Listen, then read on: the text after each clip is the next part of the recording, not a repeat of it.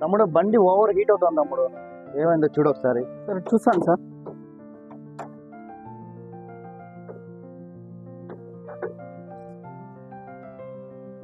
నా కస్టమర్ వచ్చినారు, కస్టమర్ చూడండి సార్.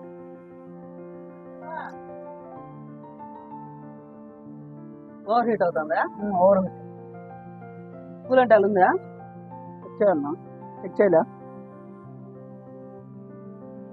ఇది క్రాక్ వదిలింది కదా, అవునా? ట్యాంక్ ఓపెన్ చేసి ట్యాంక్ మార్చేసి ఆ. రేట్ ఓవరాలింగ్ చేసి ఆ. ఆ తర్వాత కూలెంట్ ఆయిల్ అనేది మార్చేసి సరిపోతుంది. అది సరే. డైమండ్ ఇది వాటర్ ట్యాంక్ కి క్రాక్ వదిలేసింది, ట్యాంక్ మార్చుకోవాలా. ఒకటి రేట్ ఓవరాలింగ్ అవుతుంది కాబట్టి, రేట్ ఓవర్ హీట్ అవుతుంది కాబట్టి రేట్ అనేది ఓపెన్ చేసి ఓవరాలింగ్ చేసి క్లీన్ చేసి బిగించిన తర్వాత డైమండ్ కూలెంట్ ఆయిల్ అనేది వేసుకోవాలా.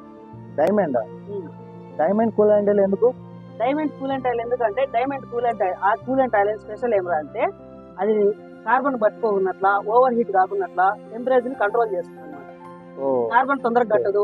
అది మామూలుగా ఏ కూలెంట్ అయినా 10,000 కిలోమీటర్లు మార్చారు, ఇది 30,000 కిలోమీటర్ అబౌవ్ మార్చుకోవచ్చు. 30,000. బాగుంటుంది కూలెంట్ ఆయిల్, అది అన్నమాట. అది వేసుకుంటే బాగుంటుంది. ఓకే, అలాగే చేసే. Okay okay. ఇంజిన్లు అన్ని అల్యూమినియం ఇంజిన్లు, కూలెంట్ ఆయిల్ కన్ఫామ్గా ఉండాలి. అందువల్ల మీరు అన్ని రకాలు కూడా వాడింటారు. ఈ డైమండ్ కూలెంట్ ఆయిల్ వాడండి, నేను రికమెండేషన్ చేస్తున్నాను. ఎందుకంటే నేను వాడినాను కాబట్టి దాని గురించి నాకు తెలుసు.